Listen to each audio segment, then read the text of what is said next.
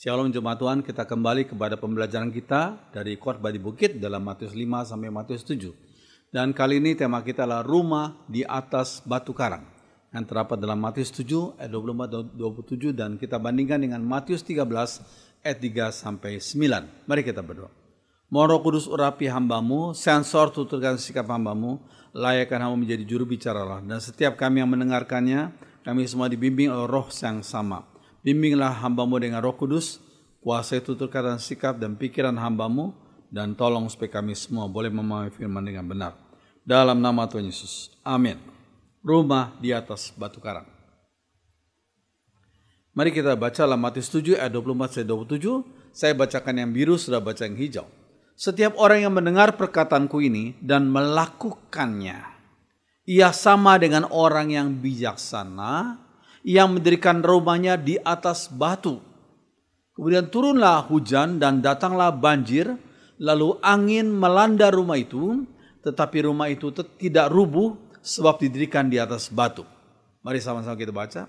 Tetapi setiap orang yang mendengar perkataanku ini dan tidak melakukannya, ia sama dengan orang yang bodoh yang mendirikan rumahnya di atas pasir. Kemudian turunlah hujan dan datanglah banjir, lalu angin melanda rumah itu sehingga rubuhlah rumah itu dan hebatlah kerusakannya. So sekalian, kalau kita membaca dalam ayat-ayat ini kita melihat dalam Matius 7 ayat 24 sampai 25, ini kita melihat ada sikap yang tepat terhadap perkataan Yesus. Apakah sikap yang tepat itu? Itu mendengarkan dan melakukannya. Sikap yang tidak tepat tentunya acuh tak acuh dan tidak mau melakukan. Tapi sikap yang tepat yang dilakukan oleh umat Tuhan terhadap firman Tuhan yang disampaikan adalah mendengarkannya. Kata mendengarkan itu penting. Kalau sebut kata mendengar beda dengan mendengarkan. Kalau mendengar, seseorang bisa mendengar banyak bunyi-bunyian pada waktu yang sama. Tapi saya hanya mendengarkan seseorang yang sungguh-sungguh saya perhatikan perkataannya. Mungkin waktu konseling, waktu bicara dan penting bagi dia. Saya hanya mendengarkan dia, memfokuskan pikiran kita, membuka hati kita, ya, meminta hikmat dari Tuhan untuk bisa mendengarkan dia. Jadi kita perlu fokus pikiran, mendengarkan dan melakukan. Itu sikap yang tepat terhadap perkataan Tuhan Yesus. Terus sekalian, kalau kita melihat selanjutnya, Matius 7 ayat 21 dikatakan, bukan setiap orang yang berseru kepadaku Tuhan, Tuhan akan masuk ke dalam kerajaan surga, melainkan dia yang melakukan kehendak Bapakku yang di surga. Apa yang kita pelajari, yang kita dengarkan itu bukan hanya masuk di telinga kita, masuk dalam otak kita, dalam hati kita, bukan hanya itu saja. Tapi kita melakukan apa yang menjadi kehendak Bapa kita di surga. Sebab kehendaknya pasti yang terbaik bagi setiap umatnya. Walaupun kita nggak ngerti, kita nggak paham, oke, nggak apa-apa, kita dengarkan saja, kita lakukan saja. Sebab itu pasti yang terbaik bagi umat, bagi hidup kita. Terus sekalian, selanjutnya kalau kita melihat, secara manusia, Yesus pernah menjadi tukang kayu, ya kan?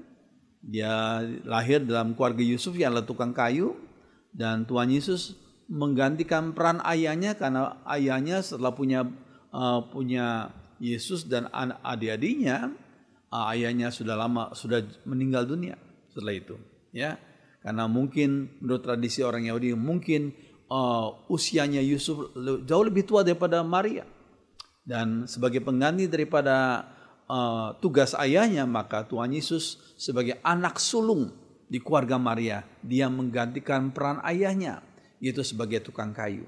Jadi secara manusia Yesus pernah menjadi tukang kayu. Dan ia tahu tentang struktur rumah. Terus sekalian, kemudian dikatakan orang yang bijak mendasarkan bangunan hidupnya pada Yesus, sang batu karang yang hidup itu. Orang tua kita bisa hebat, bisa pintar, bisa kaya. Cuma mereka adalah manusia fana, manusia yang terbatas. Kakek nenek kita, saudara kita, suami istri kita, walaupun mereka dulu pernah jadi orang yang hebat, tapi mereka semua fana. Kita semua fana dan terbatas. Sehingga kita perlu mempunyai bangunan hidup yang didasarkan pada sang batu karang yang hidup itu. Batu karang yang hidup yaitu Tuhan Yesus. Ini suatu hal yang penting. Ya, saudara sekalian. Nah, selanjutnya. Kalau kita lihat dalam 1 Korintus 10 ayat 4 dikatakan, dan mereka semua minum minuman rohani yang sama. Sebab mereka minum dari batu karang rohani yang mengikuti mereka. Dan batu karang itu adalah Kristus. Luar biasa ya.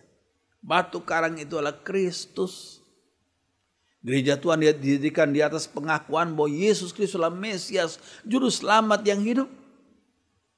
Batu karang yang tidak akan dihanyutkan oleh zaman nih. Batuannya adalah Tuhan yang kekal, Allah yang kekal. Ini suatu hal yang penting sekali. Nah, saudara sekalian, pada waktu lalu di Palestina ada banyak selokan yang pada musim panas seperti suatu lembah pasir. Ada banyak selokan di Palestina yang pada waktu musim panas seperti suatu lembah pasir. Ya. Namun pada musim dingin akan terjadi aliran air yang deras pada lembah pasir tersebut. Terjadi aliran air yang deras pada lembah pasir itu. Ya, saudara sekalian, seperti gambar ini. Ya. Makanya ada doa seorang imam besar Yahudi pada waktu hari penebusan. Dia berkata begini, Tuhan akan memberikan anugerahnya sehingga rumah umatmu tidak menjadi kuburan bagi mereka. Ya, karena latar belakang seperti itu ya. Tuhan akan memberikan anugerahnya sehingga rumah umatmu tidak menjadi kuburan bagi mereka. Ya, tidak seperti gambar yang kita lihat ini. Ya, saudara sekalian. Nah, selanjutnya. Kita sekarang bandingkan dengan Matius 13. Kan ini berkaitan ya tentang perumpamaan tentang penabur itu, ya. Katanya adalah seorang penabur keluar untuk menabur. Pada waktu ia menabur, sebagian benih itu jatuh di pinggir jalan. Lalu datanglah burung dan memakannya sampai habis. Sebagian benih itu jatuh di tanah yang berbatu-batu, yang tidak banyak tanahnya. Lalu benih itu pun segera tumbuh karena tanahnya tipis. Tapi sesudah matahari terbit, layulah ia dan menjadi kering karena tidak berakar. Sebagian lagi jatuh di tengah semak duri. Lalu makin besarlah semak itu dan menghimpitnya sampai mati. Dan sebagian lagi jatuh di tanah yang baik. Lalu berbuah. Ada yang 100 kali lipat, ada yang 60 kali lipat, ada yang 30 kali lipat. Siapa bertelinga, hendaklah ia mendengar. Nah, saudara sekalian, kalau kita baca lagi dalam Matius 13 ayat 19. Dikatakan demikian. Kepada setiap orang yang mendengar firman tentang kerajaan surga, tapi tidak mengertinya, datanglah si jahat dan merampas yang ditabur dalam hati orang itu. Itulah benih yang ditaburkan di pinggir jalan. Benih yang ditaburkan di pinggir jalan. Ya, orang itu tidak mengerti ya, firman Tuhan. Lalu datanglah si jahat dan merampas benih firman Tuhan yang ditaburkan. Itulah benih yang ditaburkan di pinggir jalan. Nah, sekarang kalau kita mempelajari Matius ayat 3 sampai dan 19 kita ketahui bahwa ada bagian tanah pada waktu itu di Palestina. Ada bagian tanah yang terletak di tengah-tengah bidang tanah yang luas. Biasanya bidang tanah di tengah-tengah itu dipakai sebagai jalanan bagi orang yang menabur. Nah, saudara sekalian, lalu menjadi padat dan keras karena sering diinjak-injak. Yaitu bagian tanah yang sering diinjak-injak jadi padat dan keras. Tapi ada sebagian benih yang tertabur ya di bagian itu. Bagian tanah yang sering kali diinjak-injak dan menjadi seperti jalanan bagi penabur, bagi petani itu. Lalu sekalian, Nah selanjutnya, apa yang terjadi dengan benih yang jatuh di tanah yang biasa diinjak-injak sebagai jalanan itu? Maka datanglah burung mematuk benih yang ditaburkan di pinggir jalan itu. Ya, itu adalah bagian pertama. Benih yang jatuh di jalan, yang di pinggir jalan tuh kemudian dipatuk oleh burung. Nah, saudara sekalian, kalau kita melihat yang bagian pertama ini, orang macam apakah yang digambarkan di sini? Ya, orang macam apakah? Yang pertama, orang macam pertama yang digambarkan di sini adalah orang yang acuh tak acuh terhadap firman Tuhan. Disebut dalam gambarnya adalah indifference. Acuh tak acuh.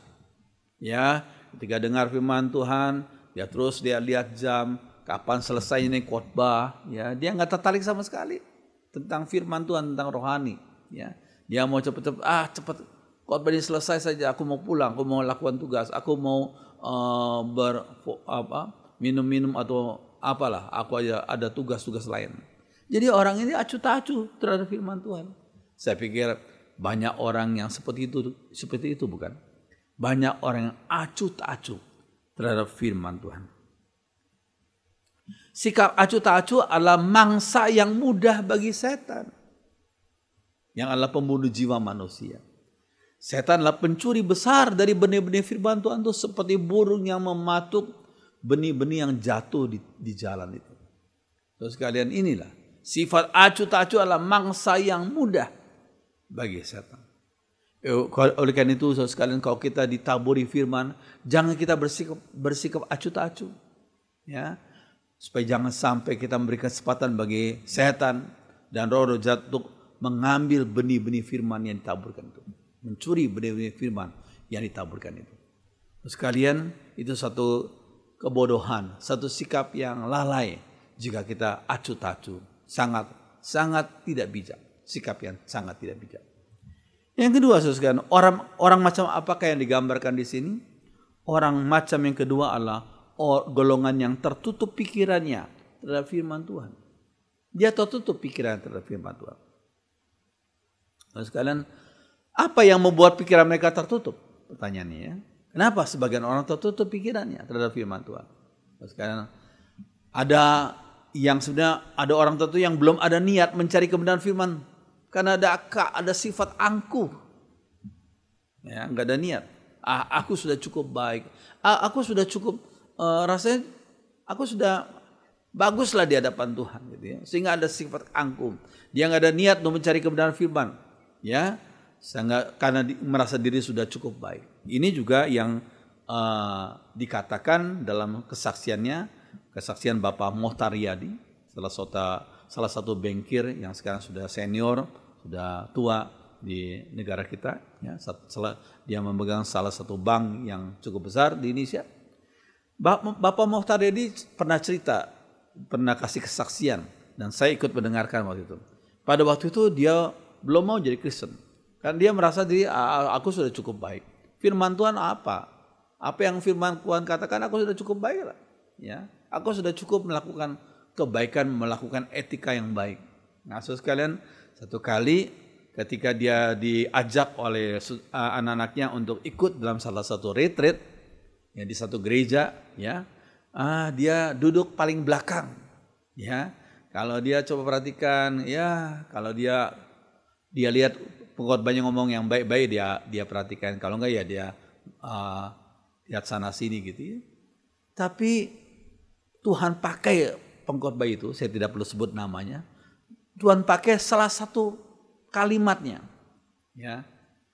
Pengkhotbah itu bertanya kepada jemaat semua, termasuk kepada Pak Mohtar Riyadi, ya. Siapa di sini yang berani berkata, aku tidak pernah bohong? Wah, Tuhan Roh Kudus memakai perkataan pengkhotbah itu, yang sebenarnya pertanyaan itu sederhana saja. Siapa di sini yang berani berkata tidak pernah bohong?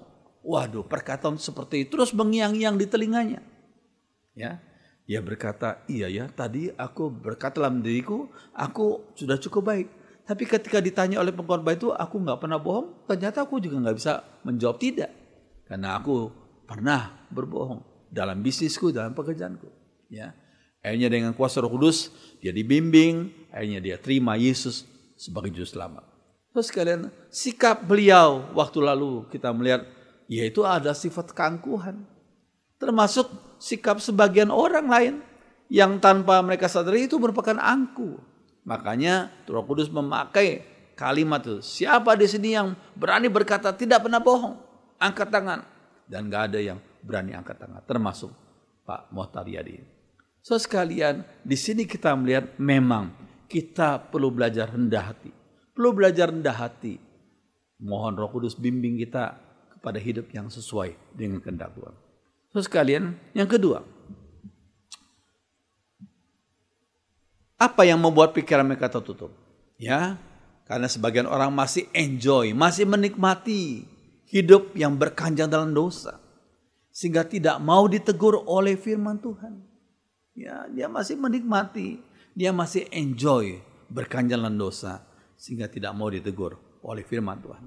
Terus sekarang kita lihat dalam Ibrani 12 ayat 5-9. Ya. Karena Tuhan menghajar orang yang dikasihnya. Dan yang menyesah orang yang diakuinya sebagai anak. Jika kamu harus menanggung ganjaran, Allah memperlakukan kamu seperti anak. Di mana terdapat anak yang tidak dihajar oleh ayahnya. So sekalian, sebagian orang senang pergi ke gereja tertentu yang gak suka menegur dosa. Gak suka. Dan mereka memang gak mau ditegur dosanya. Ya. Jemaat hanya dipompa di gereja itu ya. Dengan semangat hidup, semangat berjuang, semangat berbisnis. Ayo kita sukses, kita sukses. Kita anak Tuhan sukses. Sekalian ya. Kita keluarga Allah, kita harus sukses. Sekalian. Yang dipompa semangat-semangat seperti itu. Tapi tidak pernah menegur dosa. Dan sebagian orang senang dengan hal-hal seperti itu. Lalu sekalian kita melihat gambar ini. Nah saudara sekalian, ini ada kaki seorang anak yang luka. Yang ada semacam obatnya di situ. Tapi kalau kita mau menolong dan mengobati luka daripada anak itu, maka jangan langsung diobati toh. Jangan langsung ditempeli Tensoplas atau apa begitu ya. Tapi dibersihkan dulu lukanya. Mungkin dengan cairan tertentu untuk dibersihkan dulu lukanya. Waktu dibersihkan, aduh sakitnya luar biasa. Mungkin anak itu teriak-teriak. Ya, tapi harus dibersihkan dulu. Kalau tidak mau dibersihkan ya bisa infeksi. Ya. Nah kalau setelah dibersihkan barulah luka itu diperban. Dikasih obat seperti itu. Demikian juga hidup kita. Kalau kita mau diperbaiki hidup kita, perlu kita dengan besar hati kita berkata, Tuhan tegurlah aku, koreksilah aku, bersihkan aku dari dosa-dosa ini. Supaya hatiku berkenan di hadapan Tuhan. Maka kalau kita dengar rendah hati berkata demikian, maka Roh Kudus akan membersihkan, akan mengoreksi kita. Walaupun sakit, walaupun mungkin malu kita. Tapi kita mau dibimbing kepada jalan benar. Mungkin orang itu waktu ditegur dia akan menangis. Mungkin dia akan marah-marah. Oke, dia harus rendah hati. Menerima teguran dari Tuhan. Ya, setelah itu baru kemudian diobati. Terus kan demikianlah ini suatu hal yang penting sekali. Ya, yang berikutnya. Apa yang membuat pikiran mereka tertutup? Adalah satu sikap praduga yang tidak benar. So sekalian, kalau kita melihat, ini gambar ini. Ini gambar ini orang ini sedang, ya mungkin olahraga atau apa ya. Kepalanya di bawah, kakinya di atas. Nah orang yang sedang berolahraga demikian, ketika dia melihat orang lain yang berdiri biasa, yang berdiri normal, dia akan berkata, wah kamu kok terbalik? Ya, kenapa kepalamu di situ, kenapa kakimu di sana? Kemudian orang-orang yang berjalan di sekitarnya itu mentertawakan dia. Kamu yang terbalik, kok kami yang terbalik? Kamu yang sedang berposisi demikian kok mengatakan kami terbalik? Saudara sekalian, sebagian orang saudara sekalian, ketika melihat Injil, mereka tuh punya praduga. Ya, mereka berkata, Injil telah dipalsukan. Ya, Mungkin mereka berkata, ini kalian nih nabi, ini kalian apa itu bicara soal nabi palsu atau apa. Sekalian pada sesuatu kalau seseorang tuh suatu hal yang penting sekalian, kita harus tahu dan pahami. Kita harus belajar mana yang benar, mana yang salah, mohon bimbingan Roh Kudus. Terus kalian diri sendiri yang terbalik, ya, jangan menuduh orang lain terbalik. Ini satu sikap yang penting. Diri sendiri yang terbalik, jangan menuduh orang lain terbalik. Ini suatu hal yang penting. Ada banyak praduga yang perlu dievaluasi ulang untuk kebenaran itu sendiri. Maka dari itu kita perlu bimbingan Roh Kudus ketika kita membimbing teman-teman kita yang belum percaya Tuhan. Mungkin mereka sudah dipengaruhi oleh ajaran-ajaran yang tidak benar. Kita jangan memarahi mereka, jangan kita membenci mereka. Tapi kita mohon bimbingan Roh Kudus supaya kita diberikan hikmat bisa mengarahkan mereka. Karena sebagian orang tanpa mereka sadari oleh kuasa dosa telah membuat pikiran mereka jadi terbalik. Hal yang benar dipikir salah, hal yang salah dipikir benar. Saudara sekalian, ini suatu hal yang penting. Nah, yang berikutnya saudara sekalian. Dalam Matius 13 ayat 5, 20 dan 21 dikatakan, sebagian jatuh di tanah yang berbatu-batu, yang tidak banyak tanahnya, lalu benih itu pun segera tumbuh karena tanahnya tipis. Tetapi sesudah matahari terbit, layulah ia dan menjadi kering karena tidak berakar. Saudara sekalian, batu kapur yang ditutupi oleh lapisan tanah yang tipis beberapa inci saja. Ini konteksnya demikian. Batu kapur yang ditutupi oleh lapisan tanah yang tipis, dan lapisan tanah yang tipis itu hanya beberapa inci saja. Nah, karena pada tanah seperti ini benih bisa berkecambah dengan cepat karena kehangatan sinar matahari. Namun karena tanahnya tidak dalam, hanya tipis saja, akar tidak bisa mencari sumber makanan.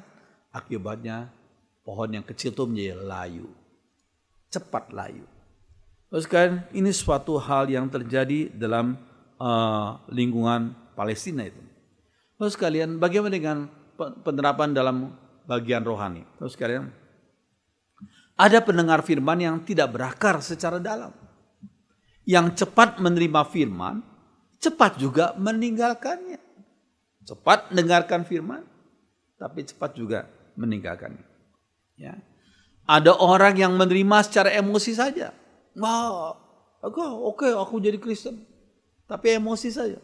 Ya. Tanpa memahami firman secara benar. Ya, dia hanya emosi saja, tanpa menggunakan rasionya, ya, tanpa menggunakan pengertiannya, understandingnya, dan tanpa memahami firman secara benar dan tanpa mendalam, hanya ikut-ikutan dengan teman atau mungkin cari pacar. Ya, ada sebagian orang ke gereja untuk cari pacar. Oke, memang kalau bisa, memang firman Tuhan berkata kita harus cari jodoh yang seiman. Tapi motivasi kita datang ke gereja yang utama, motivasi utamanya bukan untuk cari jodoh, tapi cari Tuhan, cari firman-Nya. Ya, soal jodoh itu adalah berkat yang kedua atau ketiga. So, ini suatu hal yang penting. Ya, ada orang yang mudi saja, mut-mutan saja, saudara sekalian. Nah, saudara sekalian, kalau kita melihat gambar ini Petrus sebelum Tuhan Yesus ditangkap oleh orang-orang yang membenci dia. Petrus berani berkata, biarpun orang-orang ini tinggalkan engkau, aku tidak akan meninggalkan kau. Ternyata Petrus menyangkali Yesus. Ya, dia menyangkali di depan seorang budak. Engkau ini kan yang murid Yesus yang sedang diadili itu. Wow, langsung Petrus berkata, tidak, aku tidak kenal dia. 3 kali Petrus menyangkali Yesus, kan? 3 kali. Dan pada waktu itu ayam berkokok. Dan di situ kalau kita lihat gambar itu, Yesus melihat dari jauh tentang Petrus itu. Petrus begitu, rasa malu, rasa bersalah. Aku sudah menyangkali guruku yang begitu baik samaku. Terus sekalian di sini kita melihat, saudara, seringkali ada sebagian orang yang mudi, yang mut-mutan. Dia nggak punya satu fondasi iman yang kokoh, hanya berdasarkan mood saja. Itu tidak kuat, saudara. Kita perlu paham ini. Nah, saudara, kita bandingkan dengan Matius 8 ayat 19 dan 20. Lalu datanglah seorang ahli Taurat dan berkata kepada Yesus, kepada Yesus ya, Guru, aku akan mengikut engkau kemana saja engkau pergi. Terus kalian, Yesus berkata kepadanya, serigala punya liang, burung punya sarang, tapi anak manusia itu, Yesus, tidak punya tempat untuk meletakkan kepalanya. Oke, engkau punya tekad untuk ikut aku kemana saja aku pergi. Ingat, serigala punya liang, burung punya sarang, tapi anak manusia tidak punya tempat untuk meletakkan kepalanya. Maksudnya kalimat ini adalah count the cost, hitung biayanya. Bukan dalam bentuk dolar atau rupiah, bukan. Tapi kalau kita mau jadi pengikut Yesus harus membayar harganya, pengorbanannya, ya, pikul salibnya. Ini suatu hal yang penting. Count the cost, hitunglah biayanya, ya. Terus sekarang ini suatu hal yang penting kita perlu pelajari. Nah, saudara sekalian, ada sebagian orang senang mendengar Injil dalam tanda kutip dengan versi lebih indah dari warna aslinya. Dia membuat Injil begitu rupa, memperindah bahkan lebih indah dari warna aslinya. Terus sekalian, sehingga sebagian orang itu kecewa, ya, dengan realitanya. Sekarang aku percaya Tuhan Yesus, kok banyak tantangan, banyak pergumulan, banyak ada salib yang harus aku pikul, ya. Maksud sekalian, kan itu kita tidak perlu mengobral Injil. Ya, jangan mengobral Injil. Injil itu satu berita yang begitu agung, berita keselamatan bagi manusia yang berdosa. Tidak perlu kita obral dengan janji-janji yang muluk, yang Tuhan Yesus ini tidak pernah janji hal demikian. Terus sekarang ini suatu hal yang penting, ya. Nah, yang berikutnya, saudara. Cari dan punya uang bukanlah dosa. Mencari uang, setiap hari kita manusia mencari uang. Punya uang, ya kita gak perlu punya uang. Kalau nggak punya uang, bagaimana bisa beli makanan, beli rumah dan segala macam. Ya. Cari dan punya uang bukanlah dosa. Tetapi cinta uang adalah akar segala kejahatan. Kita harus mencintai sang pemberi berkat, itu Tuhan Yesus. Ya, jangan kita cinta uang. Ini suatu hal yang bab cinta uang adalah akar segala kejahatan. Nah, saudara sekalian, dikatakan dalam 1 Timotius 6 ayat 10, sebab dari cinta akan uang timbul segala macam kejahatan. Ada sebagian orang yang mengejar uang sehingga sudah tidak menuruti lagi ajaran Kristen. Lalu mereka tertimpa banyak penderitaan yang menghancurkan hati mereka. Cinta akan uang adalah akar segala kejahatan. Ya, timbul sebab cinta, bab dari cinta akan uang dikatakan timbul segala macam kejahatan. Kita perlu cinta Tuhan, sang pemberi berkat, sang sumber berkat, bukan cinta uang. Ini penting sekali, ya. Ada sebagian orang yang dipanggil menjadi hamba Tuhan, tapi mundur karena cinta dunia ini. Contohnya adalah Demas dalam 2 Timotius 4 ayat 10. Demas itu tinggalkan panggilannya karena dia cinta dunia. Saudara sekalian, nah, jika hamba Tuhan melayani dengan baik, berkat jasmani yang dibutuhkan pasti datang untuk kebutuhan hidup. Tidak usah jauh-jauh. Puji Tuhan, saya dengan istri sudah melayani puluhan tahun, ya. Dan kami punya 2 anak, 1 menantu, 1 cucu, ya. Terus kalian, kami melihat, kalau kami lihat dari sekarang ini kembali flashback ke belakang, kami melihat bagaimana berkat Tuhan luar biasa memimpin kami. Kami tidak melayani demi berkat, kami tidak melayani demi uang. Kami melayani saja, melayani Tuhan. Uang dan berkat yang kami butuhkan pasti Tuhan sediakan. Memang bukan harta yang berlimpah, tapi cukup. Kesehatan yang cukup, kekuatan yang cukup, hikmat yang cukup, harta yang cukup untuk kami bisa hidup sesuai dengan kehendak Tuhan. Ini penting sekali, ya. Jika hamba Tuhan melayani dengan baik, berkat jasmani yang dibutuhkan pasti datang untuk kebutuhan hidup. Saya ingat sekali Matius 6 ayat 33. Carilah dahulu kerajaan Allah dan kebenarannya.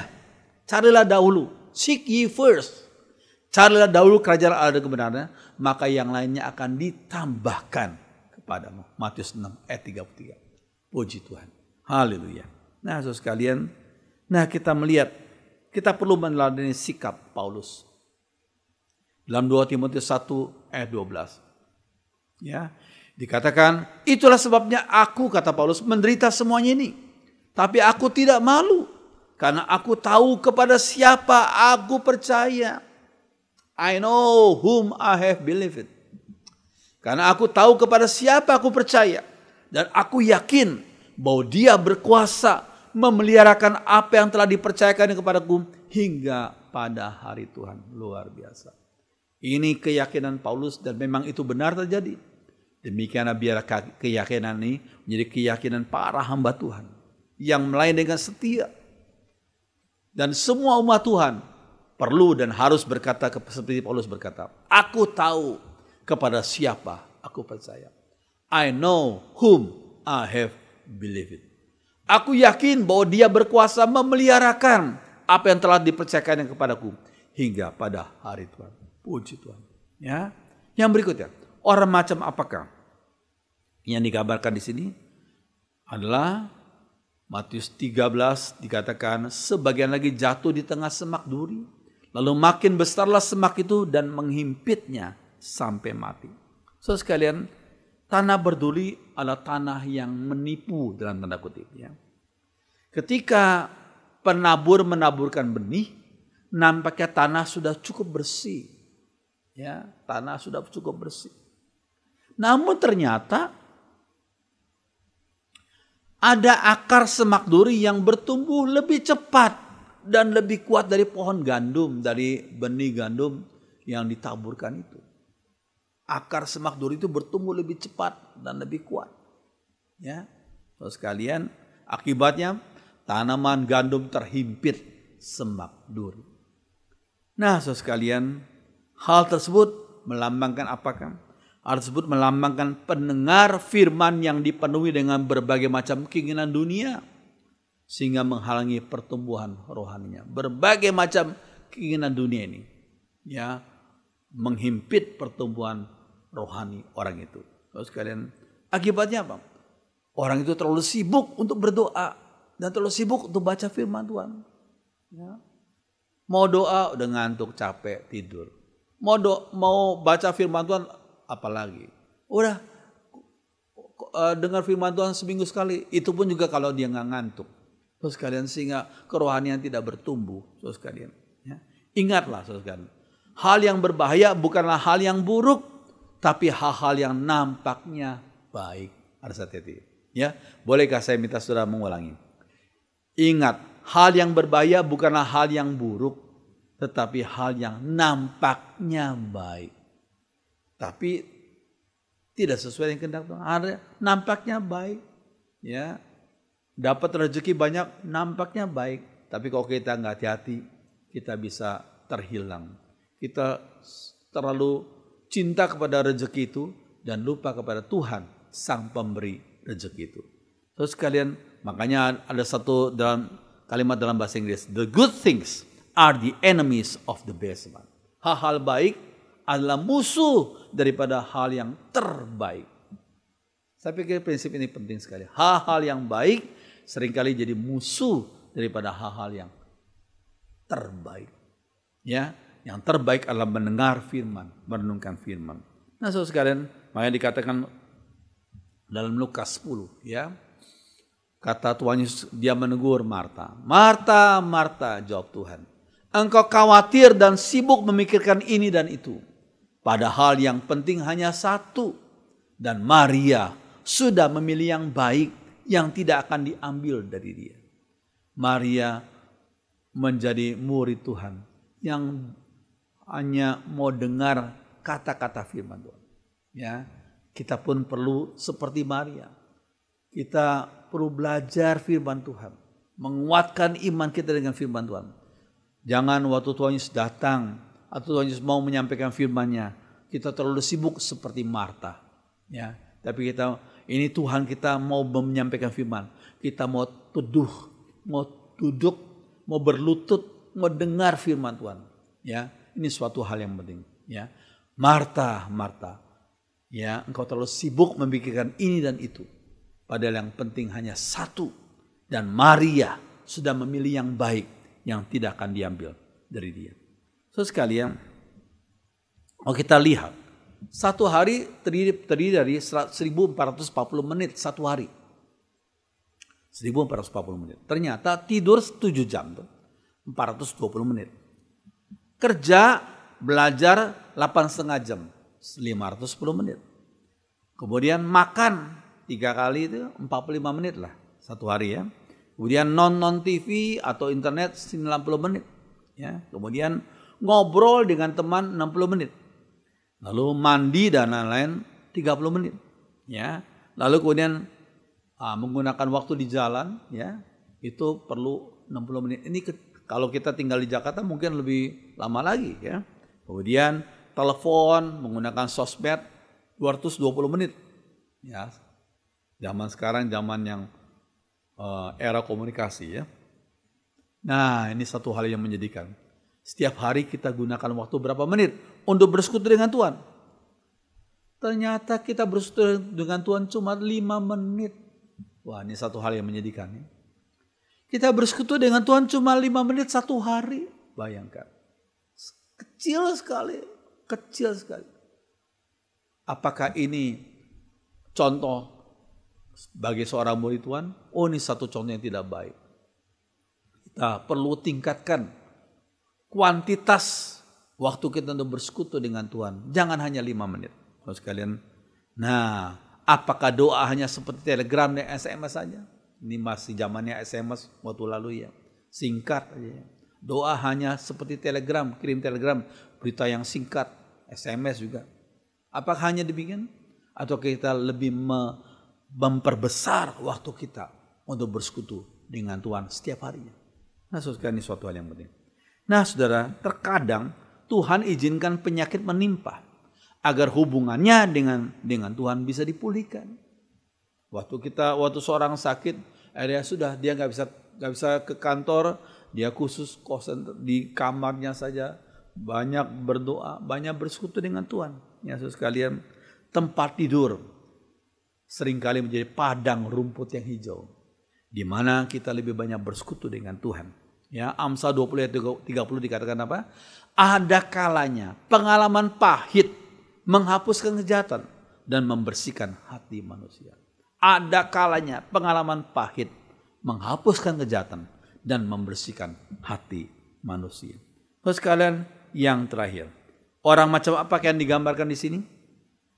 Adalah orang yang seperti tanah yang baik. Matius 13 ayat 8 dikatakan, dan sebagian jatuh di tanah yang baik, lalu berbuah, ada yang 100 kali lipat, ada yang 60 kali lipat, ada yang 30 kali lipat. Terus kan pikiran orang ini terbuka untuk firman, mau belajar firman, melalui berbagai pengalaman hidup hatinya disiapkan untuk dengar firman. Mungkin dia mengalami pengalaman yang pernah menjadi satu hal yang sungguh menakutkan. Akhirnya dia baru belajar, oh iya, saya harus rendah hati di depan Tuhan. Ya. Dia tidak angkuh lagi. Dia selalu sediakan waktu untuk firman Tuhan dan melakukannya. So sekalian, nah yang bagian terakhir. Orang yang disebut sebagai tanah yang baik adalah orang itu pendengar yang cerdas. Apa maksud pendengar cerdas? Dia mengasihi Tuhan. Dia melibatkan semua aspek kehidupannya, emosinya, kekuatannya, ya. Tapi juga dia menggunakan akalnya. Kasihlah Tuhan Allahmu dengan segenap akal budimu, dengan segenap hatimu, dengan segenap jiwamu, dengan segenap kekuatanmu. Markus 12 ayat 30. Terus sekalian, yang kedua, tanah yang baik adalah menghasilkan buah. Akibatnya pohon itu menghasilkan buah, yaitu mempraktekkan apa yang diajarkan firman. Menghasilkan buah pertobatan, perbuatan yang baik, dan seorang yang melakukan apa yang dikehendak Tuhan, dia menghasilkan jiwa-jiwa yang diselamatkan. mungkin istrinya, mungkin suaminya, mungkin anak-anaknya, mungkin cucu-cucunya dibawa kepada Yesus sebagai selamat dan juga teman-temannya. Ya, terus kalian kuantitas berbuah berbeda-beda. Dikatakan oleh firman Tuhan. Ada yang menghasilkan 100, ada yang 60, ada yang 30. Ya, terus kalian, dan ini memang bergantung pada talenta. Karunia yang dikaruniakan kepada tiap orang berbeda-beda, juga lingkungan sekitarnya. Ya, ada lingkungan yang sungguh-sungguh sangat mendukung, akhirnya buahnya jadi banyak. Tapi ada lingkungan yang begitu banyak tantangan, ya mungkin cuma 30. Tidak apa-apa, asal dia do his best, kerjakan yang terbaik bagi Tuhan. Sekali, yang penting adalah taat pada perintah Tuhan. Do our best, kerjakan yang terbaik untuk Tuhan. Biarlah firman Tuhan jadi berkat kita semua. Amin. Mari kita berdiri sekalian, kita nyanyikan satu lagu yang lama, yang pernah kita banyak gereja nyanyikan, dan kita mau nyanyikan lagi. Aku mengasihi Engkau Yesus dengan segenap hatiku. Mari kita berdiri, kita nyanyikan lagu ini bersama-sama.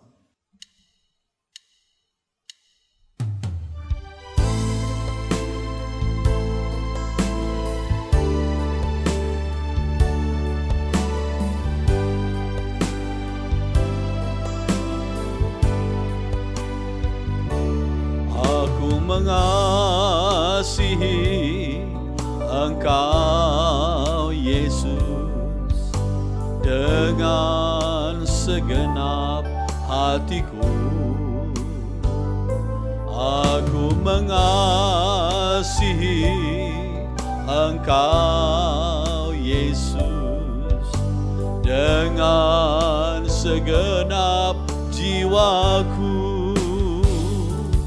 Ku renungkan firman-Mu siang dan malam, ku pegang perintah-Mu dan ku lakukan.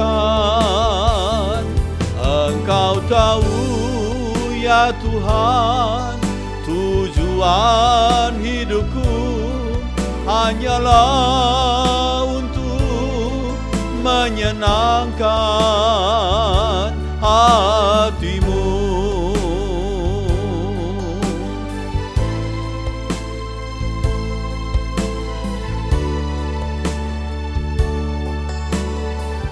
Perempuan saja.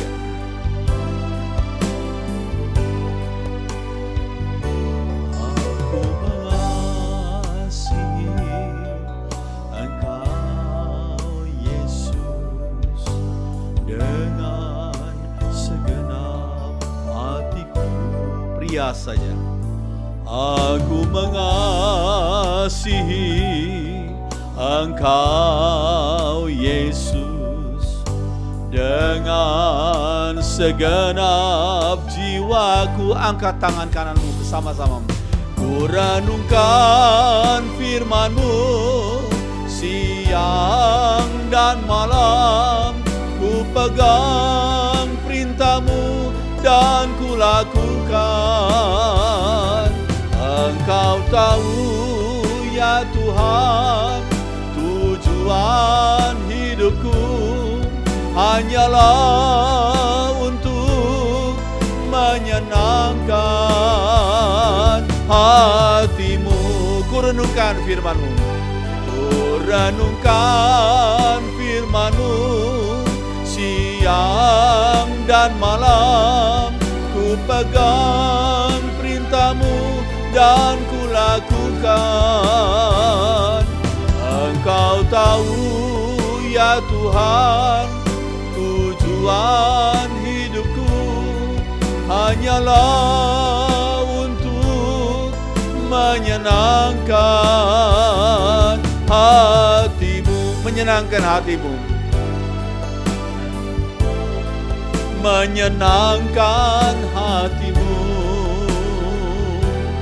menyenangkan hati-Mu.